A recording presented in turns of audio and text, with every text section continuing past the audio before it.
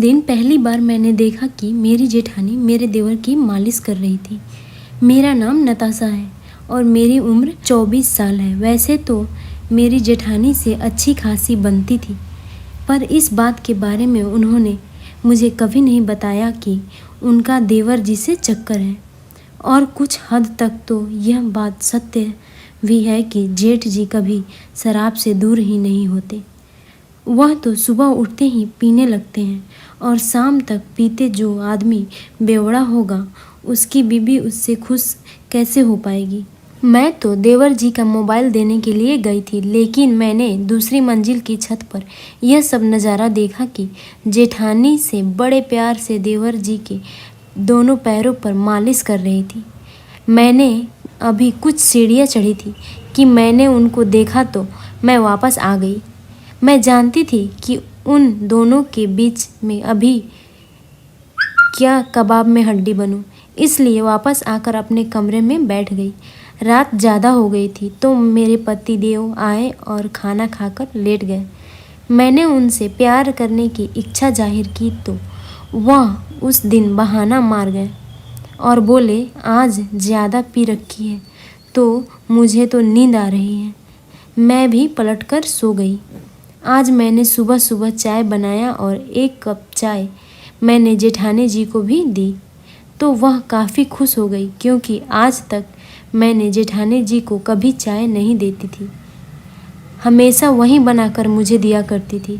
हम दोनों ने बैठकर चाय पी और मैं उनसे जेठ जी के बारे में पूछने लगी। जेठ जी का नाम जुबान पर आते ही उनकी आंखों में आंसू आ गए और बोली, क्या बताऊं बहन, उनको मुझसे ज़्यादा शराब से ही प्यार है और कभी सुबह नहीं पिएंगे तो शाम को आते ही पी लेंगे, और पीने के बाद तो ठीक है, पीने के बाद उनको जल्दी नींद आ जाती है। कुछ मर्द ऐसे होते हैं जो पीने के बाद रोमांटिक हो जाते हैं, लेकिन एक मेरा मर्द है जो पीने के बाद सो जाता है। अब बताओ, एक दिन हो तो चलता, महीनों हो जाते हैं मैं तड़पती रहती हूँ और वह सोते रहते हैं। उन्होंने अपने दिल की बात शायद पहली बार किसी से बोली थी तो उनके आंसू निकल रहे थे और वह खुद को हल्का महसूस कर रही थी। मैंने अपनी साड़ी के पल्लू से उनके आंसू पोंछ दिए तो वह मेरी तरफ देखकर मुस्कुराने लगी और बोली, खैर छोड़ो, आज तुमको यह सब कैसे पूछना आया? तुमने कभी भी यह जानने की कोशिश नहीं की? तो मैंने उनको सारी बात बताई तो वह एक पल के लिए हैरान रह गई और फिर बोली, हाँ बहन, एक वही राजू है अपना देवर जो कभी कभार मेरे शरीर की प्यास बुझा देता है, इसलिए मैं उसकी ज़्यादा केयर करती हूँ। पर तुम कसम से यह बात घर में किसी और को नहीं बताना, वरना मेरी और आपकी बदनामी होगी। मैंने जेठानी जी को विश्वास दिया कि यह बात कहीं और नहीं जाएगी। मैंने तो उनको यहाँ तक भी बोल दिया कि जेठानी जी, आप देवर जी से प्यार करो और कभी समय मिले तो मुझे भी थोड़ा सा प्रसाद दिलवा देना। मेरी आवाज़ सुनकर जेठानी जी तो एकदम हंसने लगी और बोली, जब कहो तब दिलवा दूंगी। और वह मुझसे फिर एकदम खुलकर बातें करने लगी। मैंने देवर जी के बारे में पूछा तो उनकी सारी खूबियाँ बताने लगी कि कैसे वह मुझे घंटों प्यार करते हैं और मेरा दिल भर जाता है, फिर भी वह प्यार करते रहते हैं। अगले पल जेठानी जी ने मुझसे भी पूछ दिया कि तुम क्यों परेशान हो? तुम्हारे पति तो तुमसे बहुत ही ज़्यादा प्यार करते हैं, क्या तुम भी मेरी तरह हो क्या? वह आपको भी नहीं संतुष्ट कर पाते? तो मैंने जेठानी जी को बोल दिया, कर पाते हैं, लेकिन मन इधर उधर भटकता है। कुछ नया करूं ताकि कुछ नया प्यार मिले।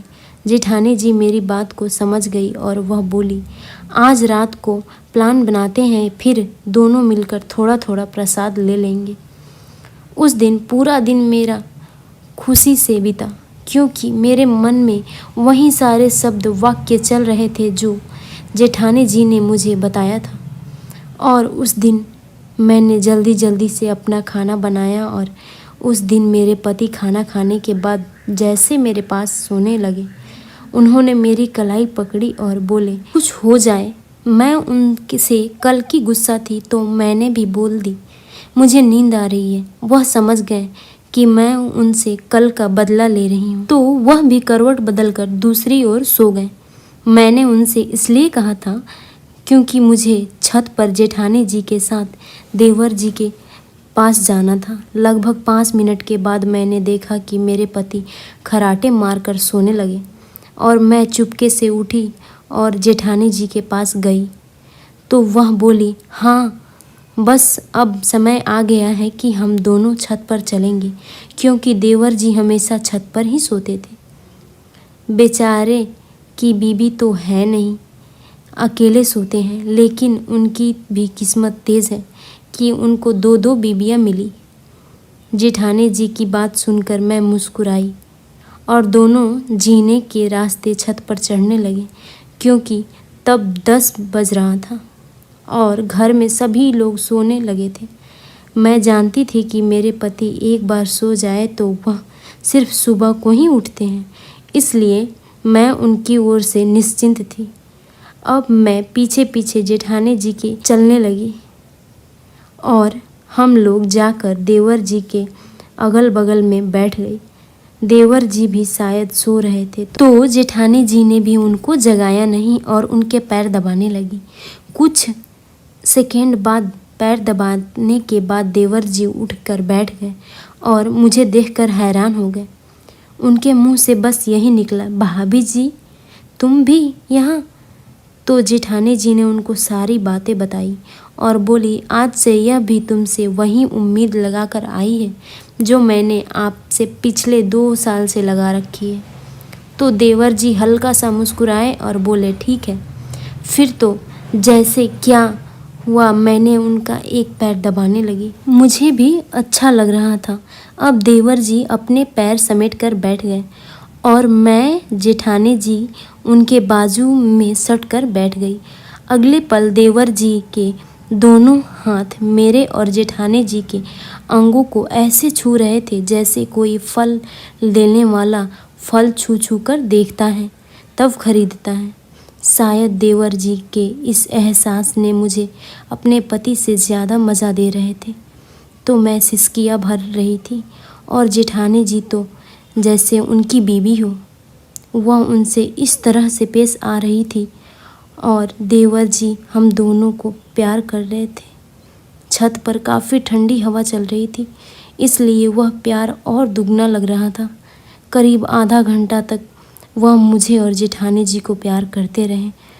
उसके बाद वह काफ़ी थक गए, तो मैंने अपने साड़ी के पल्लू से उनका पसीना पूछा और उनको नीचे से शरबत बनाकर पिलाया।